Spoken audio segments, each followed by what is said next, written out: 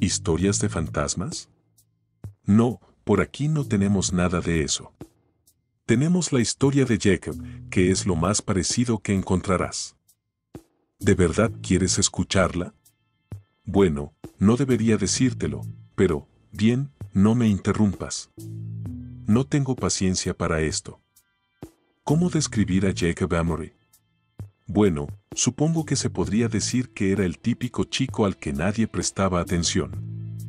Esto no quiere decir que fuera mala persona, muchos en el pueblo lo consideraban el más fiable del estado para cualquier trabajo ocasional.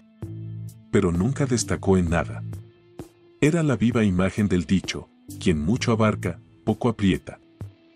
Y esto se debía, en gran parte, a su propia falta de voluntad. Probó suerte en casi todo lo que la ciudad le ofrecía, automóviles, radio, administración de tiendas, etc., pero nunca se dedicó a nada en particular. Sus amigos y compañeros de trabajo se lo reprocharon varias veces, pero todos recibieron la misma respuesta insatisfactoria: no es suficiente. Huelga decir que los pocos amigos que conservó fueron muy pacientes o directamente no volvieron a hablar del tema. Era casi inevitable, entonces, que Jacob se fuera al extranjero. No recuerdo a dónde fue, pero creo que Gertrude, la vecina, lo sabía antes de morir. Tendrás que preguntarle a otra persona si alguna vez te da curiosidad. En cualquier caso, nadie intentó detenerlo.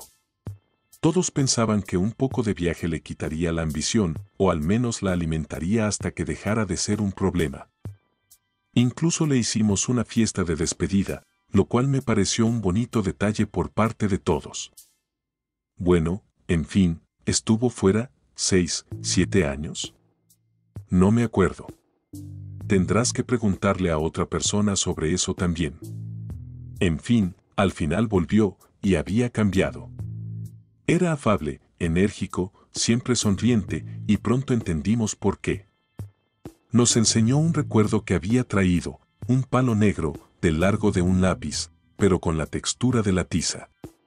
Todos nos preguntábamos por qué algo tan simple lo ponía tan contento, hasta que hizo su demostración.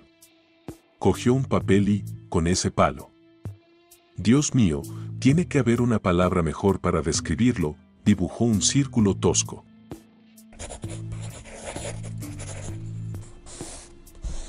Cayó y se quedó en el borde del papel como una piedra. No se separó del papel, pero actuó sobre él, como un viejo proyector de cine sobre una pantalla. Hijo, sé que suena descabellado, y si quieres puedes hacerte el escéptico, déjame en paz con mis locuras, pero sé lo que vi, aunque todos lo hayan estado ocultando. La piedra que dibujó se cayó. Jaque incluso pasó el papel, y al pasarlo, la piedra rodaba al inclinarlo. Ninguno de nosotros supo qué decir, qué se podía decir. Pero Jacob siguió dibujando demostración tras demostración para nosotros, figuras de palitos en diversas representaciones y obras de teatro, haciendo de todo, desde pelearse entre sí hasta formar pirámides humanas perfectas. Todos pensamos que era increíble. Esa fue toda la luz verde que necesitaba. Anunció que planeaba organizar espectáculos para pagar el alquiler y la comida, donde dibujaría lo que el público quisiera. Hablamos largo y tendido sobre eso, y finalmente nos convenció de que sería seguro, sus dibujos éticos, la práctica lucrativa y única, y que la atención no trascendería los límites del pueblo. Pobre Jacob.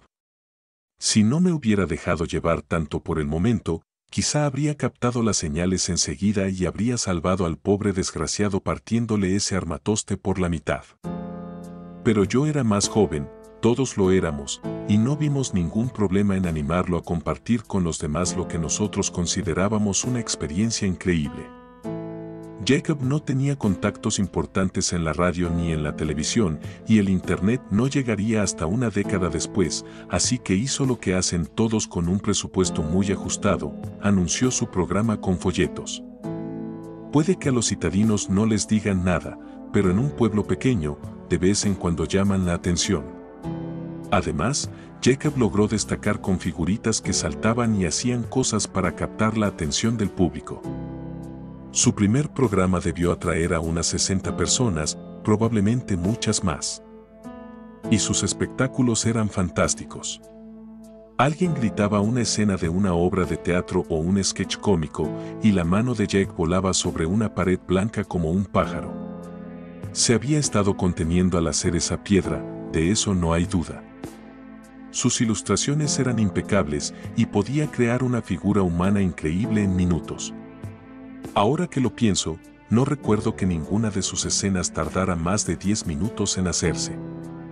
Todas las escenas estaban muy bien hechas, no solo se veía a un caballero cargar contra un castillo, sino que Jack también dibujaba el interior, como un pastel de bodas partido por la mitad.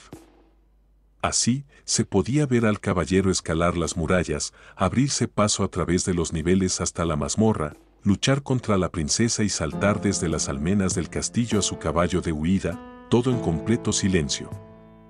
No era realista, claro, pero ahí radicaba parte de su encanto, nadie esperaba ver algo real.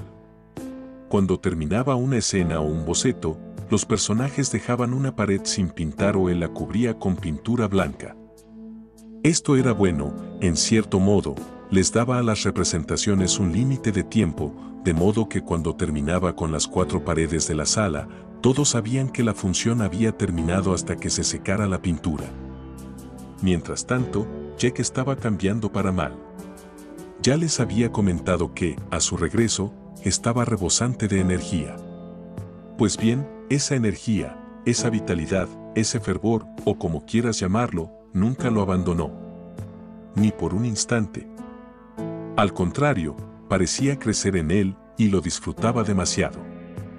Sus ojos se abrieron más desmesuradamente, dormía cada vez menos, sus declaraciones y opiniones se volvieron más radicales y frenéticas, y aunque nunca había sido una persona fácil de manipular, empezaba a incomodar a quienes lo rodeaban.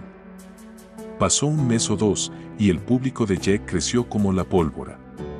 Casi todo el pueblo pagaba por ver su arte en acción, y tuvo que alquilar locales cada vez más grandes para que se sentaran. Ya no se detenía al terminar una escena, pasaba directamente a la siguiente, dibujando en otro espacio en blanco de la pared, a veces con el intrigante efecto de que las escenas se mezclaban, algo que le encantaba al público.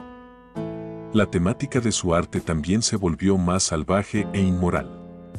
Los monstruos se hicieron más bizarros y creativos, y los luchadores usaban armamento más imposible, todo para complacer al público. Jake se volvió cada vez más indulgente, lo que atribuimos al dinero, se convirtió en un bebedor y un mujeriego, lo cual, por cierto, no le restó vitalidad. Algunas de estas mujeres afirmaron haberse despertado en mitad de la noche y haberlo visto garabateando con un palo en un bloc de dibujo, con una sonrisa de oreja a oreja. Si bien la mayoría de las mujeres dijeron haber asumido que las dibujaba desnudas, corren rumores de que 1 o 2 alcanzaron a ver el bloc. Esas pocas anónimas supuestamente dijeron que esos dibujos no eran desnudos, pero ninguna de ellas, sean quienes sean, revelarían qué eran. No se molesten en buscar los blogs ni los folletos, ya no existen. Me estoy desviando del tema, la cuestión es que él estaba bebiendo en exceso, y eso es importante, porque fue esa bebida la que finalmente lo arruinaría todo. La noche de una de sus actuaciones, mientras caminaba frente a su público que lo aclamaba, fue evidente para todos que estaba completamente borracho. Yo estaba en primera fila y podía oler el bourbon a 3 metros de distancia. Empezó el espectáculo, repasó varios sketches y situaciones sugeridas por el público, y al final, alguien le pidió que se dibujara a sí mismo. Todos aplaudieron la idea. Supuse que se habían estado preguntando qué pensaban sus creaciones de él. Jake finalmente cedió.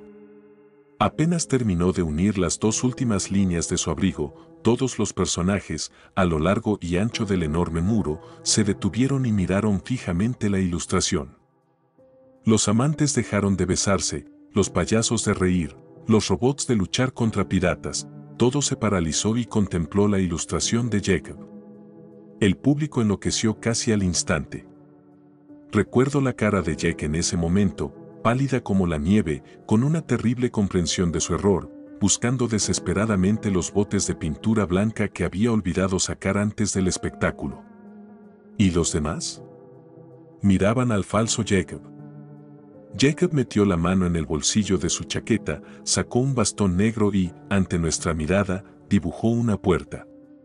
Empujó hacia un lado y la puerta se abrió, permitiéndole pasar al suelo del auditorio. El resto de la noche fue un auténtico caos infernal. La gente gritaba y corría hacia las salidas mientras los personajes de Jacob, tanto los que estaban en la pared como los que habían escapado antes de ser cubiertos, salían disparando tartas, láseres, fuego, veneno y cosas imposibles. Estaba lo suficientemente cerca de la salida como para escapar y solo eché una mirada atrás. Esa escena me perseguirá para siempre. Jacob Emory estaba siendo arrastrado por sus creaciones, pataleando y gritando, a través de la puerta que su copia había creado. El auditorio se incendió, pero no tengo ni idea de cuántos personajes lograron escapar, qué pasó con el falso Emory ni cuántas personas murieron. El incendio movilizó a los bomberos de las ciudades más cercanas, incluso a más de 160 kilómetros de distancia. Ellos, a su vez, llamaron a la policía, que contactó al gobierno, que lo silenció todo. Confiscaron los folletos y cualquier obra de arte que Jack hubiera hecho y obligaron a todos a guardar el secreto, o de lo contrario, irían a cadena perpetua. Se culpó del incendio a una colilla mal apagada de cigarro en la basura durante un partido de baloncesto y al final todos seguimos con nuestras vidas. Se hizo como si Jacob nunca hubiera existido. En retrospectiva, lo comprendo todo. Jacob no había estado creando ilustraciones. Las ilustraciones no se mueven, mucho menos actúan o atacan, son solo imágenes que la gente ve, sombras que parecen reales. Jacob había estado creando vida, seres pensantes en una dimensión alternativa, usando un poder que nunca debió caer en manos mortales. Se embriagó con su poder. Probablemente merecía su castigo. Por cierto, el gobierno metió la pata en dos aspectos. Lograron silenciar a todo el mundo, pero las pruebas siguen ahí. Las ruinas del auditorio aún permanecen.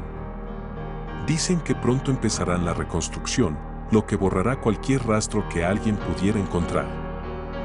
Volví allí una vez, varios años después del incendio, solo una vez. Entre los escombros, cubiertos de ceniza, vi algo que se retorcía. Miré más de cerca. Era la mano de Jacob Emory en la pared, exactamente igual que hacía 3 años sudorosa, pero con callos, lo recuerdo.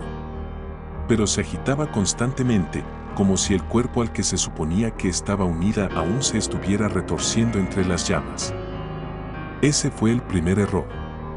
El segundo fueron esas creaciones.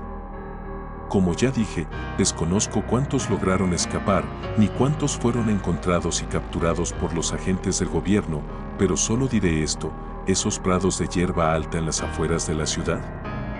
No entres a ellos. Jamás. Te referías a esas figuras blancas que has visto por la noche, ¿verdad? En este pueblo no hay historias de fantasmas.